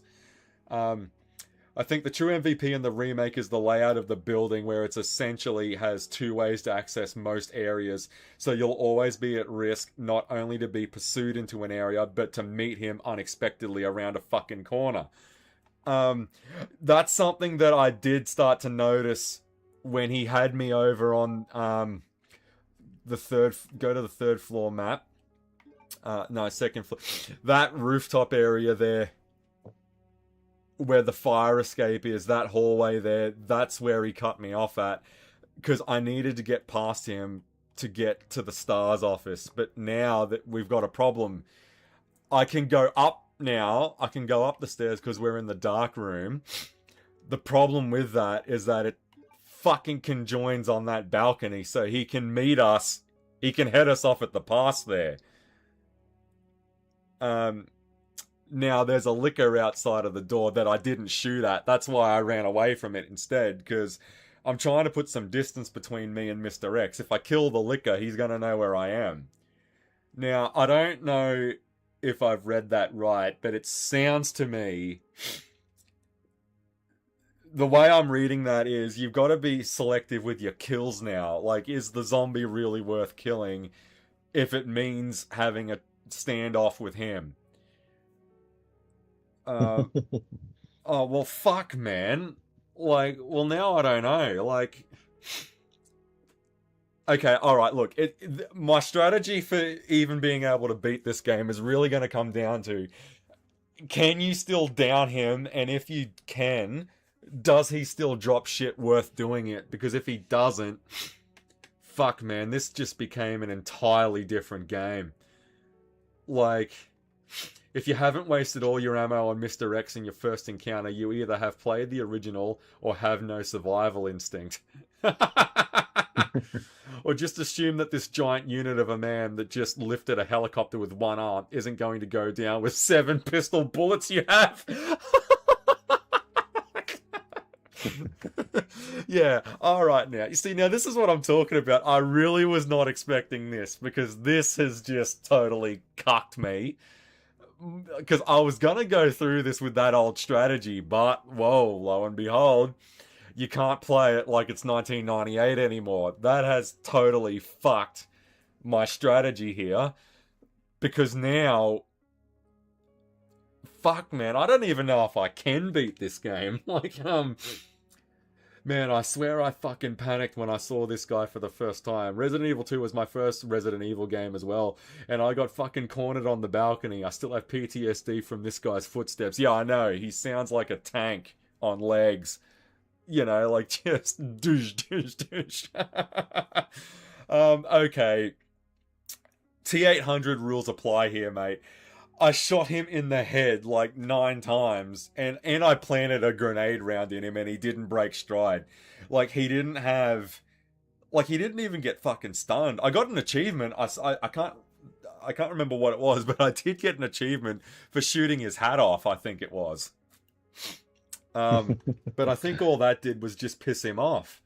Yeah, hitting them with this will just piss them off. Well, you know, I always love that Jean-Claude Van Damme moment talking about the Unisouls. Unloading this into one of them will just bizz them off. Which is true. Like, Unisouls, they don't like emptying the fucking magazine into them. I think I legit, like, no cancer shit myself when he took a swing at me. More like I farted wet. But I guess because I didn't know didn't know what stalker enemies were. I am familiar with them, but not like this. Like, because Resident Evil 3 Nemesis, that's what Nemesis is. He's a stalker enemy. He's with you for the whole game. He follows you around. He rocks up at the most cunt times.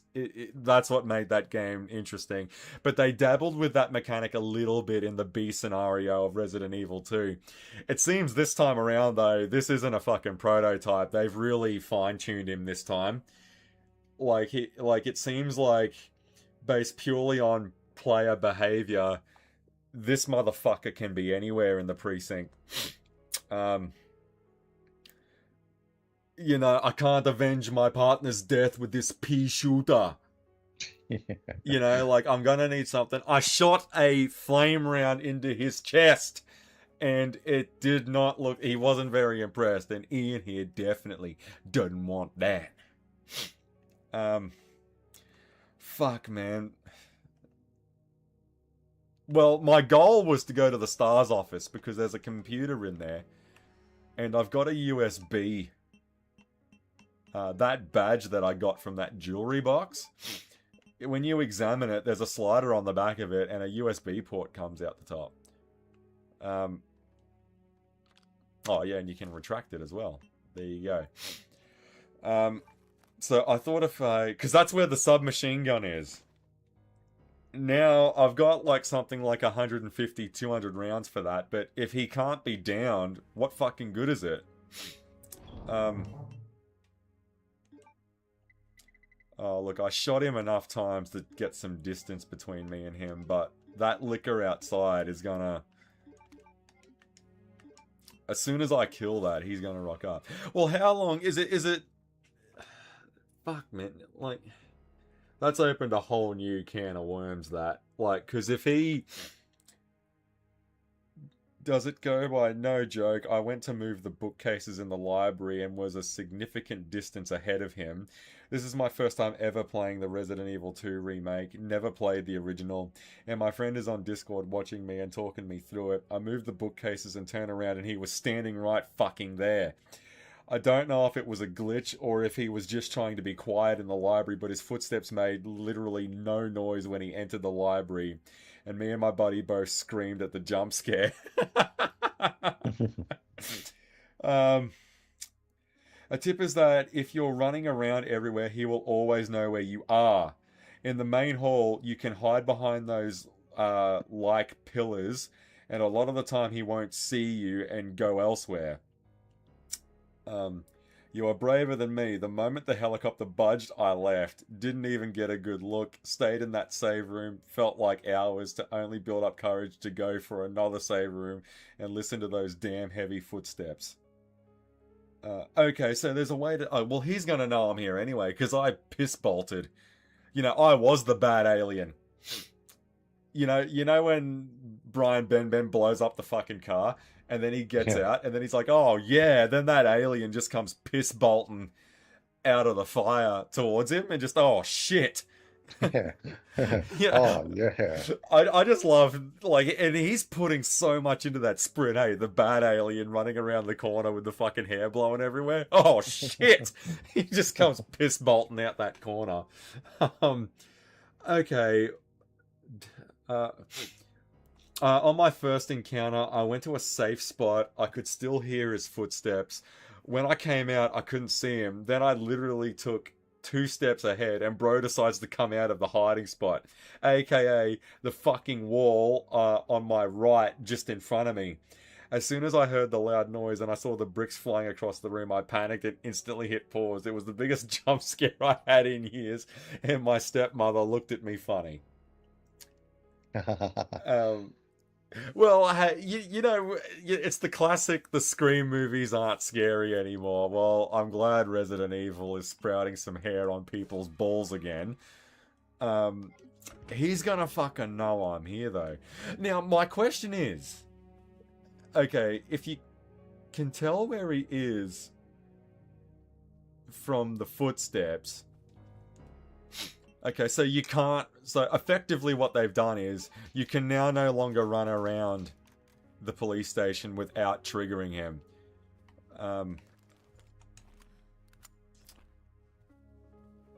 Well, if gunfire attracts him and if running attracts him, like, it's like who would win in a race, the Flash or Superman? No flying and no smashing through walls. Any other fucking restrictions Superman needs to make this fair? The trick is to walk. Running and shooting instantly give your location away, but because of how big the station is, walking leaves him pretty much clueless. Which is a brilliant piece of programming, because who in their right mind would ever lay eyes on this dude like that and think, I need to not run in order to survive? Okay, maybe there's a method to the madness. I might have to do a bit of researching on how this idiot behaves. But it's a very interesting turn of events. Should we open up the door just a little bit to see what's out there?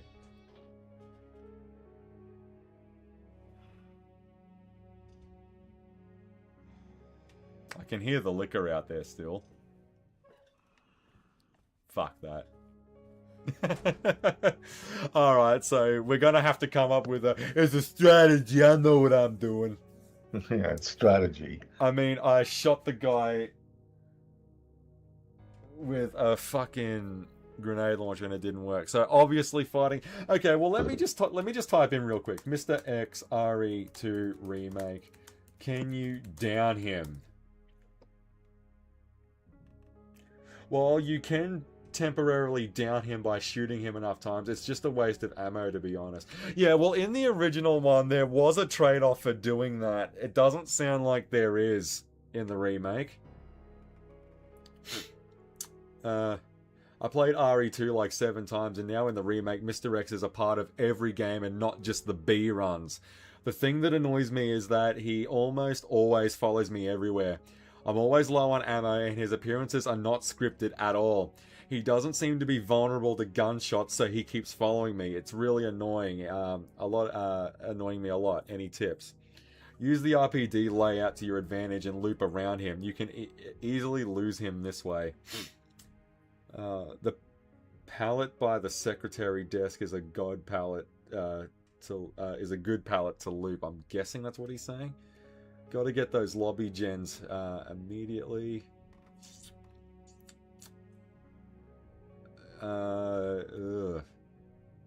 This also, if you need a break from him, the STARS office is a safe zone. I was thinking that. I wonder if that, because while it's not a typical save room, the STARS office, it behaves very similar to one. Like, enemies can't knock the door down. While there's no typewriter and no item box in it, it is still, it acts as a haven though. The trick is getting to it and not getting fucking killed. The liquor's no problem, but if I run, I don't know if anyone's figured this out, but if I run, is he going to know? I mean, like, obtained electrical part. Obviously, he knows I'm going to the STARS office. Like, he's got to at least know that, right? But there's 2 ways to get to it. For me, it's going up the stairs immediately outside. I come out of the dark room, go up the stairs, go through the shower room, and then come out, and I'm right there. Like, I can... But you know, so was the guy from fucking Rogue One. you know, I'm going for it. Bang, dead. Yeah, I might need to do a bit of reading on this and find out how this actually works, because now what's happened is it's not like this is an entirely new game, and maybe that's where all the strengths of the remake come from. Fuck, man. God, I'm fucking wide awake now. Do you remember that moment in The Wolf of Snow Hollow where he's reading in the library and then he wakes up? Oh, fuck you, after he has that nightmare. If you tried that on anyone else on my team, that what you just did there, that could have ended in a shooting. Yeah, great movie, that one. I had such a great time with it. And it's a good lesson to, I mean, people were shit talking him all film, but he was so adamant, and he never doubted himself. It's not a wolf. I don't give a shit what anyone says. It's not a wolf. And he was proven right. It was a guy dressed up as a wolf. It was the, I don't give a fuck what anyone says. It's not a werewolf. Yeah. You know, when he has that dream where he's reading all that spooky shit in the library and he blacks out, then he just wakes up screaming after he has that fucking nightmare. Yeah. You know, in future, when someone comes in and asks you to take out all the spooky books in a library and then they fall asleep, maybe don't wake them up like that abruptly, because what you just did there could have ended in a shooting. Yeah, just, oh, fuck you. Oh, God. Okay, so the major objective is getting to the STARS office. That's how I felt, though, when I had because I honestly wasn't, and, you know, John Romero does similar things with his sigil wads, and that is, they're basically designed to fuck people over that would play it as they've always played it. Like, if you wax sigil on and then you play through on ultraviolence, you're going to get rammed red raw, because that's what everyone does when they play Doom. So you can't do that. I was playing through this under the guise of, this is going to be it's going to be 1998 member berries, and I'll just do ClaireA and then Leon B, and then we'll worry about the Mr. X shit because he's always in the second scenario. Not this time, motherfucker, because he's here now, in the A scenario. I was not expecting that, but you see, that's what I mean. You go into it blind. Now I've got no idea how the hell we're going to tackle the next stream now, because I can't... He's forcing me to play this game in a new way now. You know, because it's a mechanic that was in the old one, albeit not fully realized.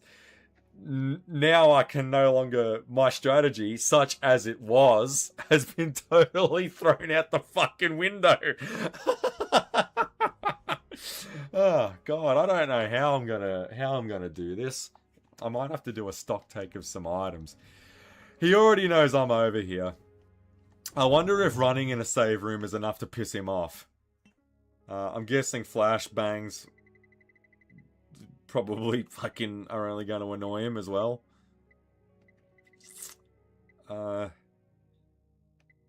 High-grade gunpowder. Oh, we got some high-grade gunpowder. And we will have the machine gun soon.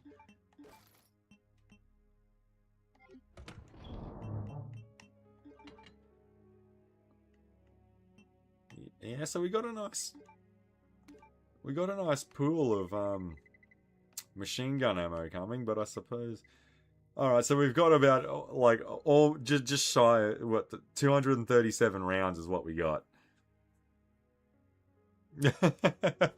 Yeah, I'll start wrapping the stream up soon. We're about to hit 1. I reckon Mr. X being introduced is a perfect dropping off point.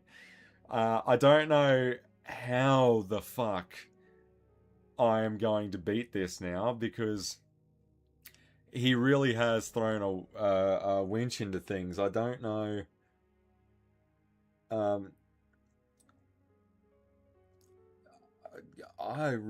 You can shoot off his hat to make him angry at you, though. This will make him faster. Oh, well, no wonder he was pissed off with me. I didn't know that was a thing. Oh, like, honest question now I'm going to have to pitch to people is how many of you out there got fucking destroyed by Mr. X because you accidentally shot his hat off? You can't actually kill him in the remake, unlike the original where he'd drop ammo if you did. Bullseye! Alright, good. So we did a good thing by running away. Because you can't down him in the remake. It's basically, what was that game? It's Alien Isolation vibes now. It's not about killing Mr. X, it's about surviving Mr. X now. Fuck! So it's gonna give me something. I was once in the OG when I played as Leon, when he mutated. Yeah, because Mr. X is the final boss in the B scenario. I wonder how much that has changed. Because obviously you won't be able to down him and kill him prior to the finale then. But does that mean whoever you play through first gets to kill him? But if he's in the B scenario, well then whoever you play through as first obviously doesn't kill him. Because he's got to be in the B scenario as well, right?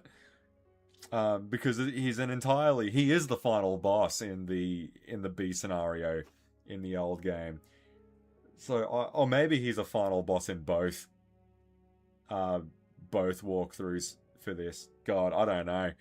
But I will tell you this, it's been a long time since a game has fucking got me all pumped up and just fucking screaming like a banshee. So Resident Evil 2 has definitely got the magic back.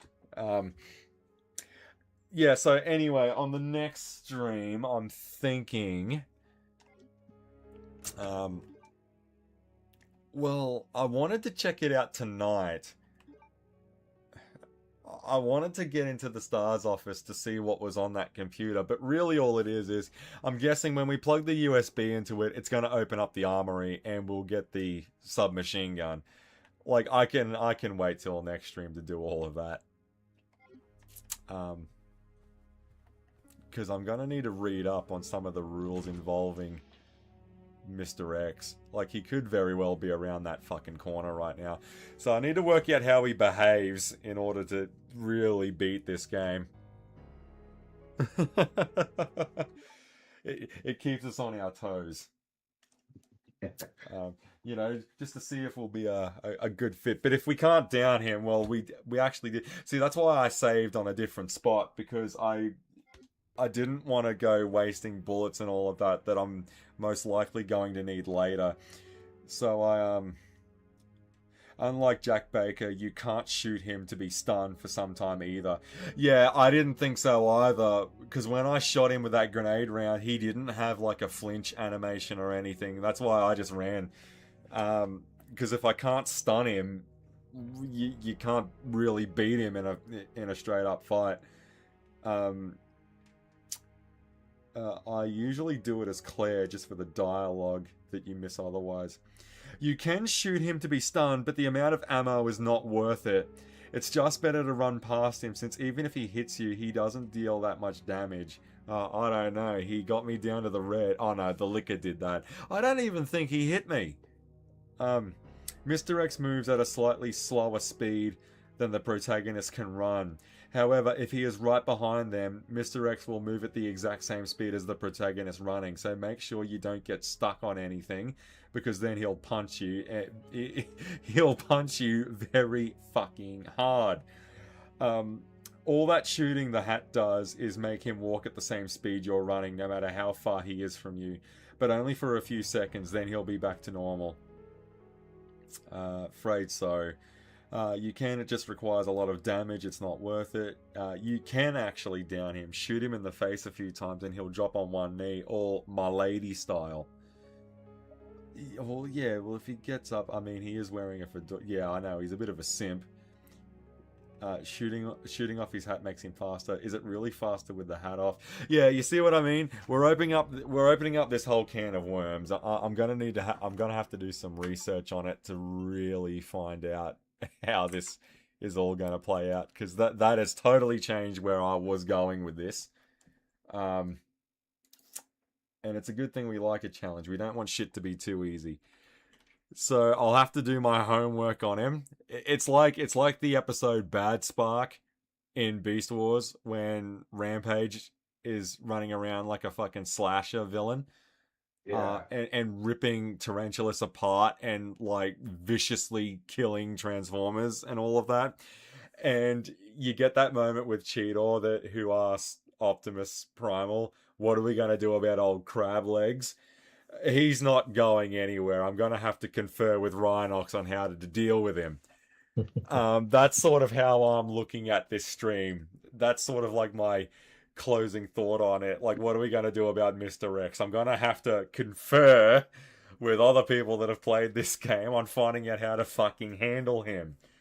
Because it seems like we're just gonna, it's a roll of the dice at the moment from what I'm gathering. I'm like, oh, well, if we're getting into trial and error territory, it can wait until next stream. But so far, he has added something to this game. I thought I had it all sewed up, but Mr. X has ripped it wide open. So I'm looking forward to seeing where we go from here. Yeah, I'm keen to go. I mean, look, it's definitely going to be a clip show when I fucking go back and have a look at my reaction. Rightio. So next time we kick off, we're going to have to deal with Mr. X. So that's going to be tantalizing to think about. So, until then, we'll try and stay out of trouble and try and stay out of Mr. X's way, because it's the classic. It's like what Dean says about the Bible. Haven't you ever read the Bible? When God gets pissed, you get out of the way. It seems like every walkthrough I'm reading at the moment on how to deal with Mr. X says just that. Just, how do you deal with Mr. X? Just don't be there when he's there. All right, well, I won't worry about it then. So we'll try that on the next one and see where we get to.